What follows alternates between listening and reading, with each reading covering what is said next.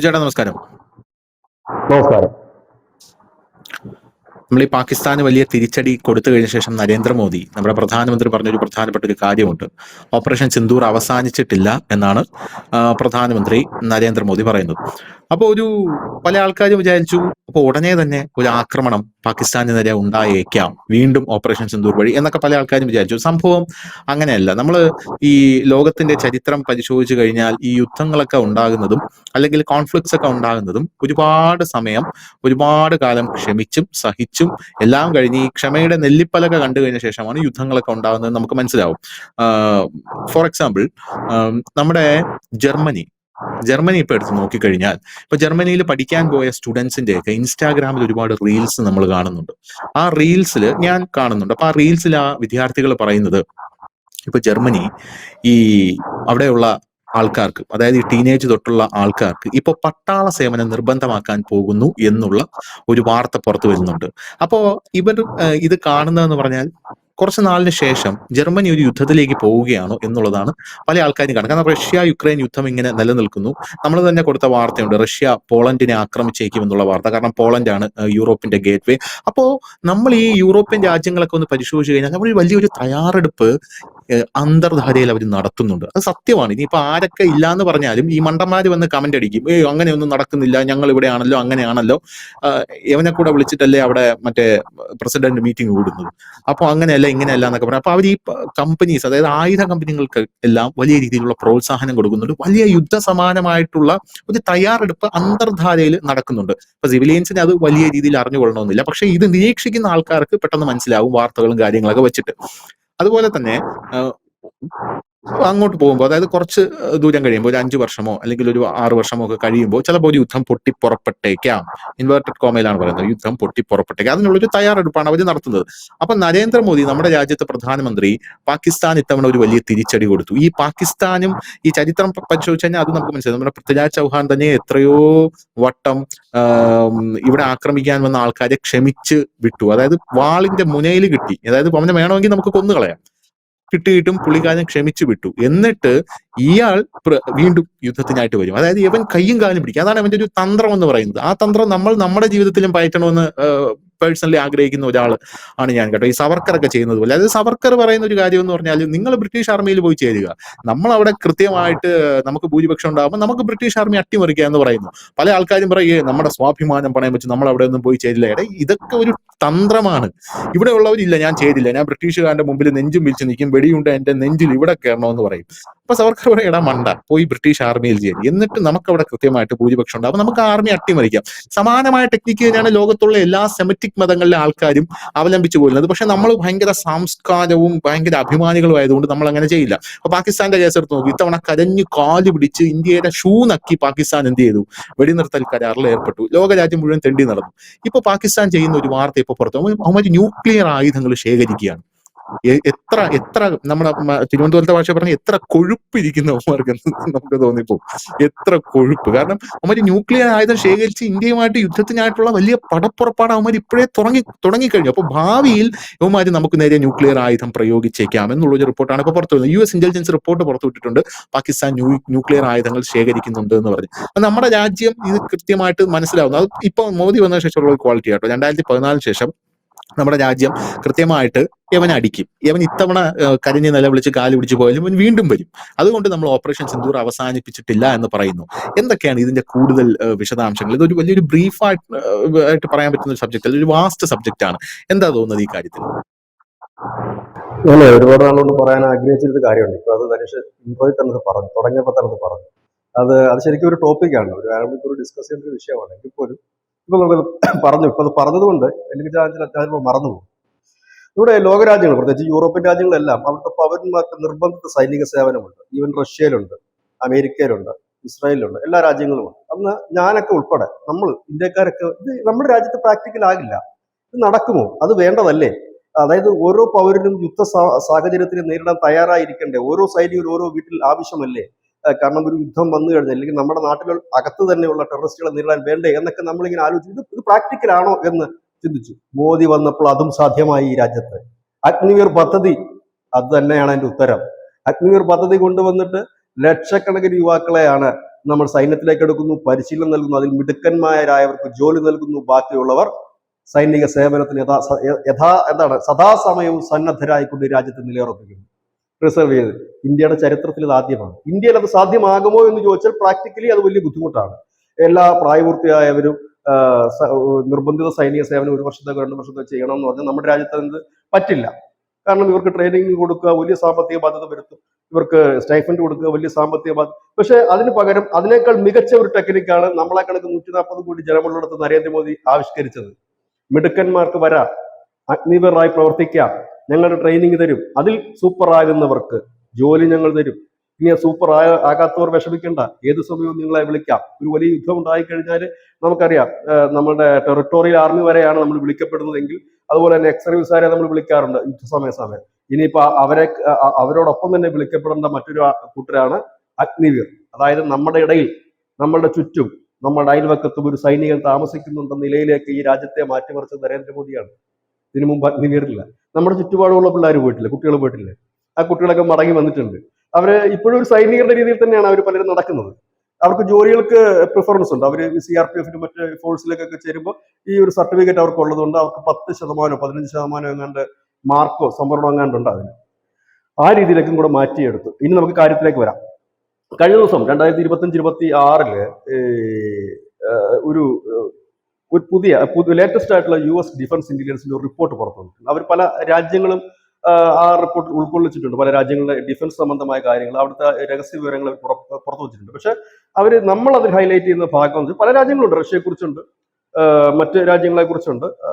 അതിൽ അമേരിക്കയ്ക്ക് ഓപ്പോസിറ്റ് നിൽക്കുന്ന, ഇല്ലെങ്കിൽ അമേരിക്ക അല്ലെങ്കിൽ യൂറോപ്യൻ യൂണിയൻ ഒഴിച്ച് ബാക്കിയുള്ള രാജ്യങ്ങളെ കുറിച്ചാണ് അവരത് പറയുന്ന കാര്യം. അപ്പൊ അതിൽ എല്ലാ രാജ്യങ്ങളെ കുറിച്ച്. പക്ഷെ നമുക്കത് പ്രധാനമായും നോക്കേണ്ട 2 രാജ്യങ്ങൾ, ഒന്ന് പാകിസ്ഥാനും ഒന്ന് ചൈനയുമാണ്. അപ്പൊ അതിലവർ കുറെ കാര്യങ്ങൾ പറയുന്നുണ്ട്. അതില് അവർ പറയുന്നത് 2025-26 ഈ പാകിസ്ഥാൻ പുതിയ ബഡ്ജറ്റ് ഇപ്പോൾ അവർ അവതരിപ്പിച്ചു. അതിലവർ പ്രതിരോധ മേഖലയ്ക്കായിട്ട് മാത്രം 18% തുക അധികമായിട്ട് ചേർത്തിരിക്കുകയാണ്. അതായത് 2.5 ലക്ഷം കോടി, 2.5 ലക്ഷം കോടി രൂപയാണ് പുതിയ ആയുധങ്ങൾ വാങ്ങുന്നതിന് വേണ്ടി പാകിസ്ഥാൻ നീക്കിവെച്ചിരിക്കുന്നത്. അതായത് ചൈനയുമായി ചേർന്നുകൊണ്ട് ആണവായുധങ്ങൾ വലിയ രീതിയിൽ വികസിപ്പിക്കാനുള്ള ശ്രമം നടത്തുകയാണ് ഇപ്പോൾ പാകിസ്ഥാൻ. ഇതിനോടൊപ്പം തന്നെ ചൈനയും ആ ശ്രമം തുടങ്ങിയിട്ടുണ്ട്. നിലവിൽ ചൈനയുടെ പക്കൽ 600ഓളം ആണവായുധങ്ങൾ ഉണ്ട് എന്നാണ് ഒരു കണക്ക്. അത് ഒരു ഏകദേശ കണക്ക്. ഇപ്പോൾ ഓരോ ഇന്ത്യയിൽ എത്രയുണ്ട് ആയുധങ്ങൾ ഉണ്ടെന്ന് വെച്ചാൽ നമുക്കറിയില്ല. ഇപ്പൊ ഇന്ത്യ പുറത്ത് കാണിക്കുന്ന ഈ ബ്രഹ്മോസ് ആണോ, ഇനി ഇത് ഒരിക്കലും ലോകമറിയാത്ത മാരക ശക്തിയുള്ള ആയുധങ്ങളുണ്ടോ ഒന്നും നമുക്കറിയില്ല. പക്ഷെ ഒരു ഏകദേശ കണക്ക് 600ഓളം ആണവായുധങ്ങൾ ഉണ്ടായെന്ന്.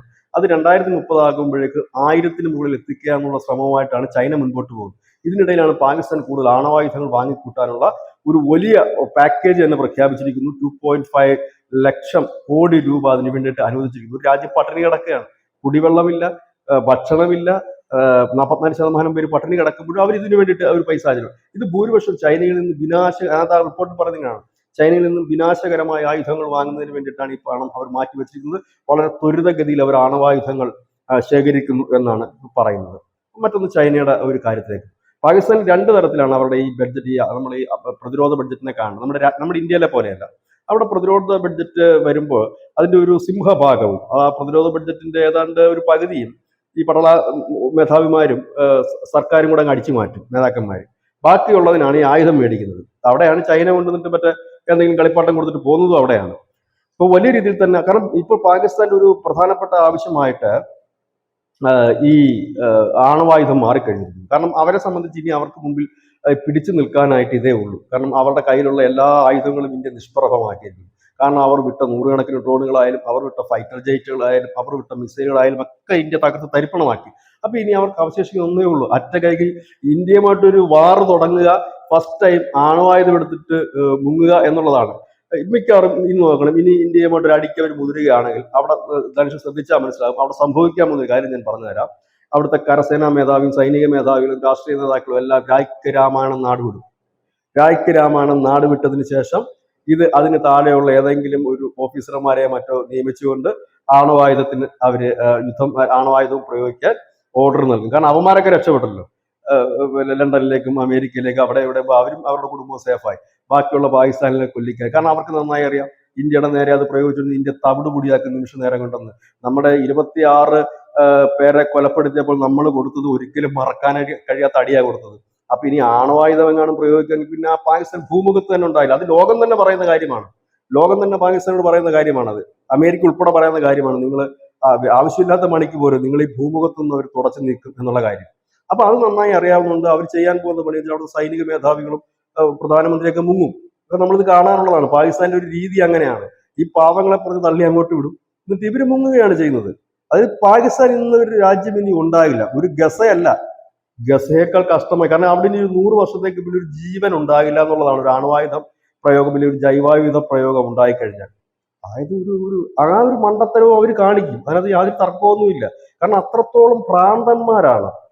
അതായത് ഞാൻ ഈ മിക്കവാറും ഒക്കെ ഈ പാകിസ്ഥാൻ പീപ്പിൾസിന്റെ റിയാക്ഷൻസ് കാണാറുണ്ട്.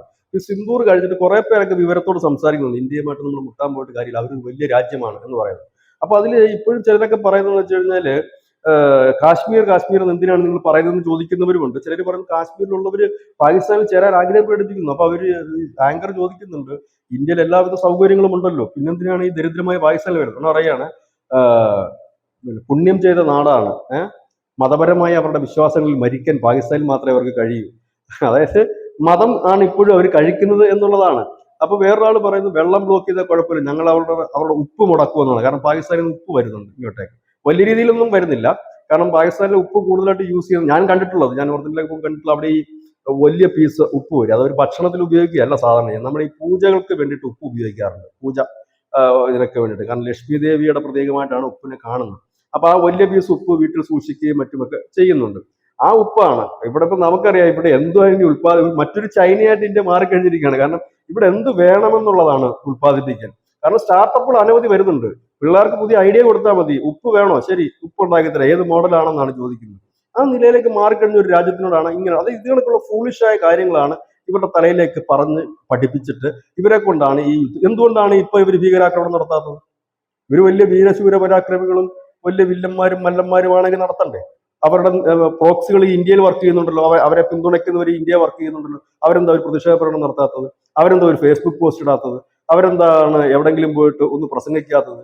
ഇത്രയേ ഉള്ളൂ കാര്യം.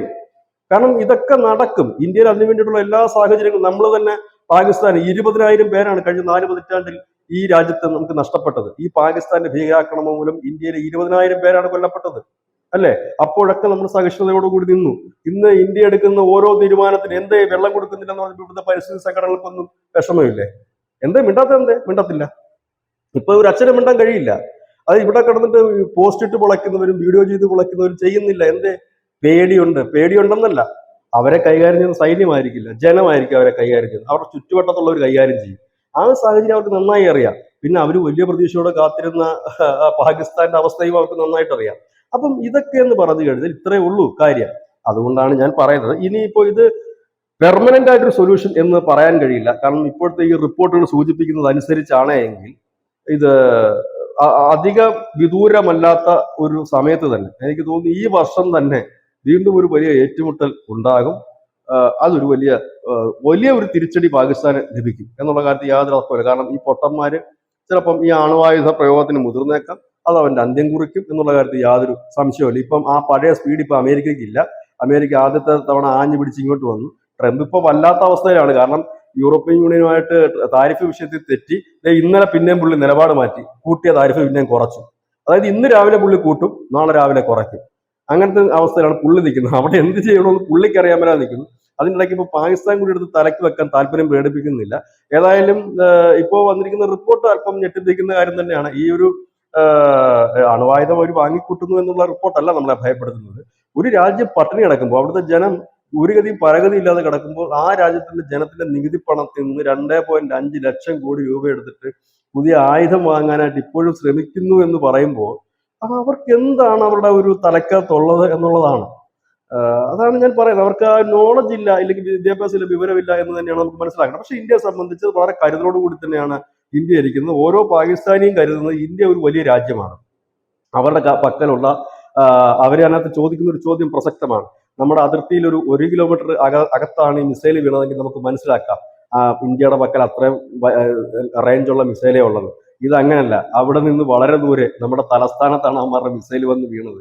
അതിനെ തടയാൻ നമുക്കൊരു ഡിഫൻസ് സിസ്റ്റം പോലും ഇല്ല. നമ്മൾ എങ്ങനെയാണ് അവരെ മുട്ടുന്നത് എന്നൊരു ചോദ്യം അവരുടെ നാട്ടുകാർ തന്നെ ചോദിക്കുന്നുണ്ട്. ഇവിടെയാണ്. പക്ഷെ ഇതൊരു അടിയുണ്ട്. ഇപ്പൊ തിരിച്ച് ഇതിപ്പോ നമ്മൾ നോക്കുകയാണെങ്കിൽ അവരുടെ ആണവായുധം വഹിക്കാൻ ശേഷിയുള്ള ഷഹീൻ മിസൈൽ, ആ ഷഹീൻ മിസൈലിനെ നമ്മൾ S-400 തകർത്ത് തരിപ്പണമാക്കുകയും ചെയ്തു. അത് പാകിസ്ഥാൻ വലിയൊരു ഷോക്കായിരുന്നു. ഷഹീൻ മിസൈൽ ആണവായുധം വഹിക്കാൻ ശേഷിയുള്ള വലിയ മിസൈലാണ്. അതിനെയാണ് നമ്മുടെ S-400 കൃത്യമായിട്ട് ഡിറ്റക്ട് ചെയ്ത് വായുവിൽ വെച്ച് തന്നെ തകർത്ത് തരിപ്പണമാക്കിയത്. അപ്പോൾ ഇതും കൂടെ ചേർത്ത് വായിക്കുമ്പോൾ ഇപ്പോൾ പാകിസ്ഥാൻ ഈ ആണവായുധം മേടിച്ചു കൂട്ടുന്നുള്ള റിപ്പോർട്ട് പുറത്തു വരുന്നു. ഇപ്പോൾ ഇന്ത്യ നമ്മുടെ ഡോവൽ ഇപ്പോൾ റഷ്യയിലേക്ക് പോകുന്നുണ്ട്. അപ്പോൾ നമ്മൾ വിചാരിക്കുന്നത് S-400 ഇന്ത്യയിലേക്ക് മേടിക്കാനായിരിക്കും പോകുന്നത് എന്നുള്ളതാണ് ഇതുവരെയുള്ള നെറേറ്റീവ് എന്ന് പറയുന്നത്. പക്ഷേ മാധ്യമങ്ങൾ ഇപ്പോഴും കൊടുത്തുകൊണ്ടിരിക്കുന്ന അതാണ്, S-400 പോട്ടെ, S-500 നിർമ്മാണം നമ്മൾ സംയുക്തമായി നിർമ്മിക്കാനായിട്ട് പോകുന്നു എന്നുള്ളതാണ്. അപ്പോ ഈ വാർത്തകൾ അമേരിക്കൻ ഇന്റലിജൻസ് റിപ്പോർട്ട് കൂടെ പുറത്തു വരുമ്പോൾ അണിയറയിൽ ഒരു വലിയൊരു നീക്കം ഭാവിയുടെ ഒരു സുരക്ഷയ്ക്കായി കണ്ടു ഒരുങ്ങുന്നു എന്ന് നമ്മൾ പറഞ്ഞാൽ അതിലെന്തെങ്കിലും തെറ്റുണ്ടോ? അല്ല, അത് വിശദമായി തന്നെ കുറച്ചു നേരം സംസാരിക്കേണ്ട ഒരു വിഷയമാണ്. അപ്പൊ ഇതും കൂടെ ക്ലബ്ബ് വെച്ചുകൊണ്ട് പോയിട്ട് കാര്യമില്ല. അത് സമഗ്രമായി നമുക്ക് മറ്റൊരു വിഷയത്തിൽ ചർച്ച ചെയ്യണ്ട. കാരണം അത് ജിയോ പൊളിറ്റിക്സിന്റെ ഒരു വ്യതിയാനവുമാണ്. അത് മാറുന്ന ശാക്തിക ചര്യകളുടെ ഒരു വ്യതിയാനമാണ്. ഇതുമായി അത് കണക്ട് ചെയ്ത് പോയില്ല.